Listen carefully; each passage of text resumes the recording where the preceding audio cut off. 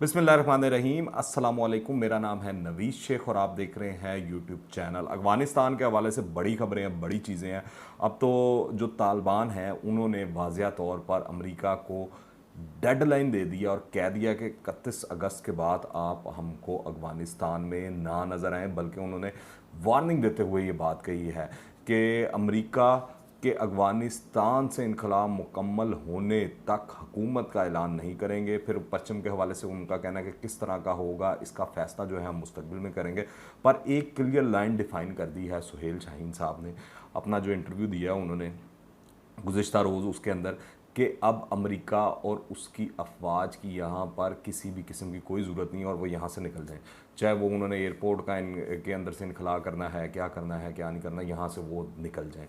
तो इस हवाले से बरतानिया ने अमेरिका पर जोर दिया है कि काबुल से इनखला की जो डेडलाइन है उसको बढ़ाया जाए। फ्रांस ने भी यही बात की है और जर्मनी ने भी यही बात की है कि 31 अगस्त की डेडलाइन से बाद तक काबुल एयरपोर्ट खुला रखने के लिए नेटो इत्तेहादियों और तालिबान के साथ उन्होंने कहा है कि बातचीत शुरू की जानी चाहिए और इस हवाले से वो बात भी कर रहे हैं तुर्की वगैरह से और तालिबान के हवाले से साथ भी कि हमको कुछ गुंजाइश दी जाए, हम अपने शहरियों का इनखला कर सकें। मगर तालिबान ने क्लियर कट बता दिया कि 31 के बाद आप यहाँ पर नहीं रह सकते। दूसरी जानिब जो सदर जो बाइडन हैं उन्होंने 31 की डेडलाइन में तोसी को मुस्तरद कर दिया है, ताहम इन्हें उम्मीद है कि इसकी ज़रूरत नहीं पड़ेगी। अच्छा, ये क्यों हो रहा है? इस वजह से हो रहा है कि जो एयरपोर्ट वाला मामला है वो क्योंकि सारा इंतज़ाम व इंसराम अमरीकी अफवाज के पास है और उसको वो मैनिपुलेट करने की कोशिश कर रहे हैं, प्ले करने की कोशिश कर रहे हैं। वो आप देख रहे हैं वो बच्चों की तस्वीर और जो है जहाज़ के अंदर बच्चों की पैदाइश और फिर जो है वो आप कभी तस्वीर आ जाती है कि जो आर्मी चीफ है अफ़गानिस्तान का वो पहले क्या था और अब लाइन के अंदर वहाँ पर खड़ा हुआ है, तो वो उसको प्रोपेगेंडा के तौर पर CNN और बाकी जो मगरिब है वो उसको इस्तेमाल कर रहे हैं। फिर वहाँ पर फायरिंग के वाक़यात हो रहे हैं और जो अमरीकी फ़ोर्सेस हैं उनसे जो अफ़गानी हैं वहाँ पर वो कंट्रोल नहीं किए जा रहे, जो लोग हैं उनको कंट्रोल नहीं किया जा रहा उनकी जानिब से। तो ये एक तशवीश की बाइस है जिसकी वजह से जो अगर नुकसान हो रहा है वो तालिबान को हो रहा है, उनकी रेपुटेशन को नुकसान पहुँच रहा है। तो ये चीज़ देखने वाली है। इस हवाले से तालिबान भी ये समझते हैं कि शायद अगर कंट्रोल जो है काबुल एयरपोर्ट का उनके पास हो, इख्तियार उनके पास हो, तो कोई मसला नहीं है। इसलिए वो बड़े वाज़े अल्फाज में बता चुके हैं, कह चुके हैं कि किसी सफारतकार को कोई नहीं नुकसान पहुंचाया जाएगा, किसी दूसरे मुल्क के शहरी को अफ़गानिस्तान में कोई नुकसान नहीं पहुंचाया जाएगा, तहफ़्फ़ुज़ होगा, सारा कुछ होगा।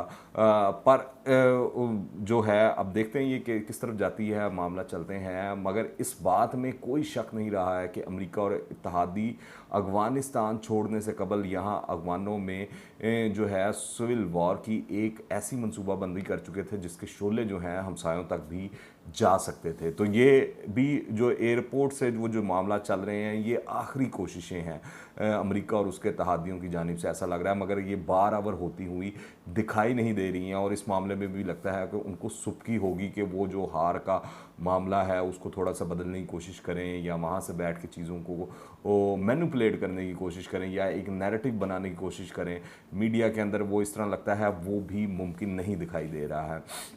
अमरीकियों के अज़ाइम जो हैं इन्हीं अज़ाइम को भांप कर जो है पड़ोसी ममालिक ने जहां अफ़गानिस्तान के अंदर बड़ा बेहतर और मुस्बत किरदार अदा किया है, उसमें चाहे पाकिस्तान हो, ईरान हो, रशिया हो, चाइना हो या सेंट्रल एशियन स्टेट्स हों, वहाँ अफ़गान क़यादत ने भी तशद्दुद की आग भड़काने से गुरेज कर खाना जंगी की काली घटाओं को टालने का फ़र्ज़ खूब निभाया है। तर्जमान तालिबान ज़बीउल्लाह मुजाहिद भी इसी हवाले से ये जो एयरपोर्ट कंट्रोवर्सी है और सारी जो मामलात हैं उस हवाले से कहते हैं कि तालिबान की इकनॉमिक पॉलिसियों से अफ़गानिस्तान खुद कफ़ील और ख़ुद मुख्तार हो जाएगा।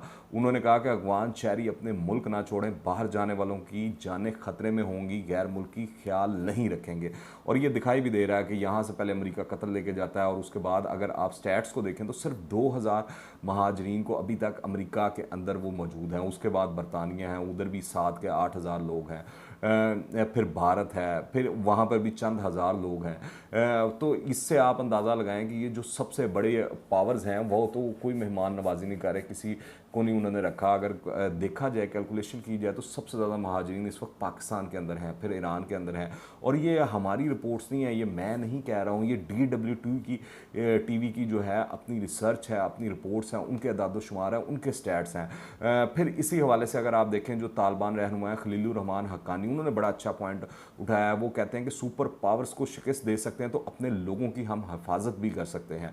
तो ये भी बड़ा अहम है। आप देखें, खुद मगरबी मीडिया जो है इस वक्त कह रहा है कि स्वीडन के बाद ये अफगानिस्तान ही है जहां पिछले 15 दिनों में क्राइम रेट सिफर रहा। ये तालिबान की बालादस्ती का नफसियाती असर था जिसने जराइम के अलावा अनारकी और जो है शोरिश की लहरों को रोक कर रख दिया।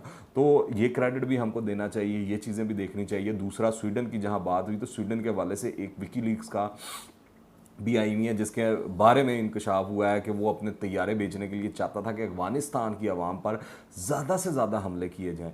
तो ये है मगरिब का किरदार, ये है उनका घनौना और भयानक चेहरा जो अब दुनिया के सामने आ रहा है। शुमाली अफगानिस्तान के अगर आप बात करें, वॉरलॉर्ड्स समेत सेकुलर तर्ज हुकूमत के हामी सियासतदान भी कौमी शऊर के बायस मिलकर इन दाखिली बहरानों पर काबू पाने पर इस वक्त मुत्तफिक जो हैं वो दिखाई देते हैं, जो कि अगली नस्लों के मुस्तकबिल को जो है अगर सोरिश होती है या खाना जंगी होती है उसको तारीख बना सकते हैं। फिर एक और, जिस तरह मैंने शुरू में जिक्र किया कि सबक आमोज़ खबर है बड़ी, कि आप देखें अमारात और जो है ये ओहदा और ये ताकत ख़त्म होते दुनिया में देर नहीं लगती।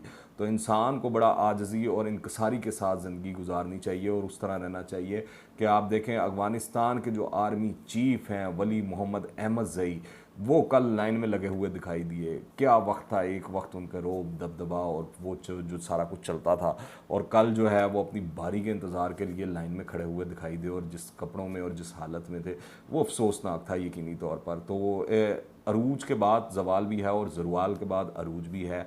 इन चीज़ों को इंसान को लाजमी याद रखना चाहिए। और आखिर में अगर मैं बात करूं पंजशेर की, तो पंजशेर के हवाले से भी कुछ डेवलपमेंट्स हैं। एक तो सुहेल शाहीन साहब हैं, उन्होंने अपने इंटरव्यू के अंदर, जो तर्जमान है तालिबान के, उनका वाज़ह तौर पर कहना है कि अहमद मसूद के मुज़ामती ग्रुप से मुज़ामत के लिए एक वफद को भेजा था ताकि मसले पर पुरअमन तरीके से हल हो। अगर मुज़ामती ग्रुप जंग चाहता है तो इसकी जिम्मेदारी भी इस पर आयद होगी। हम एक जामे हुकूमत बनाना चाहते हैं, लेकिन मुखालिफ ग्रुप और शराकत इक़दार में अपनी इजारादारी चाहता है। हम एक दिन में पंजशेर पर कब्ज़ा कर सकते हैं, लेकिन अब 20 साल पहले वाली सूरत हाल नहीं, क्योंकि चाहते हैं मुखालफिन भी हुकूमत में शामिल हो जाएं। दूसरी जानिब जो अहमद शाह मसूद के बेटे हैं, जो उनका नाम भी अहमद शाह मसूद पे, ये अहमद मसूद ने भी यही कहा है कि तालिबान से लड़ने के लिए तैयार हैं, आगे बढ़ने का रास्ता मुज़ाकरात ही है, किसी मुतलकुल अन्नान हुकूमत को तस्लीम नहीं करेंगे।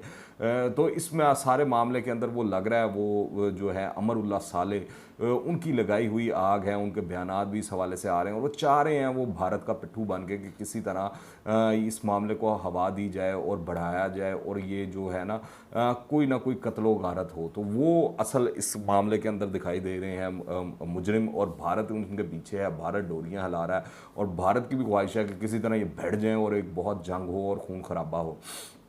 मगर अभी तक तालिबान स्ट्रेंथ शो कर रहे हैं और मामला को कंट्रोल करने की कोशिश कर रहे हैं। यहाँ तक कि उन्होंने रशिया से भी बात किया, उनको भी कहा कि जो 3 रोज़ा लोगों का वफद भी उन्होंने तैयार किया है, बनाया है, नामजदगी की है कि वो इनसे मुज़ाकरात करें। और रशिया को भी यही कहा कि आप अपना असर रसूख इस्तेमाल करते हुए कोशिश करें कि ये मुज़ाकरात कामयाब हों। आखिर में बस मैं इतना ही कहूँगा कि इसमें अब कोई शुबा बाकी नहीं रह गया कि इस जो पसपाई हुई है अमेरिका की और मगरबी ताकतों की, इसने आलमी मामलात बिलखसूस जनूबी एशिया और वस्ती एशिया पर अमरीकी गिरफ्त को कमज़ोर कर दिया है। बहुत जल्द आप देखेंगे कि मशरिक की उभरती हुई रियासतें मगरिब की आलमी बालादस्ती को पीछे धकेल के रख देंगी और ये नए दौर का आगाज़ होगा। ये जो है नए मशरिक का आगाज़ होगा जो कि अब तमाम मगरिब के सर पर सवार है। आप इस हवाले से क्या राय रखते हैं नीचे कमेंट्स में लाजमी बताइएगा। दुआ में याद रखें। अंटिल द नेक्स्ट टाइम, अल्लाह हाफ़िज़।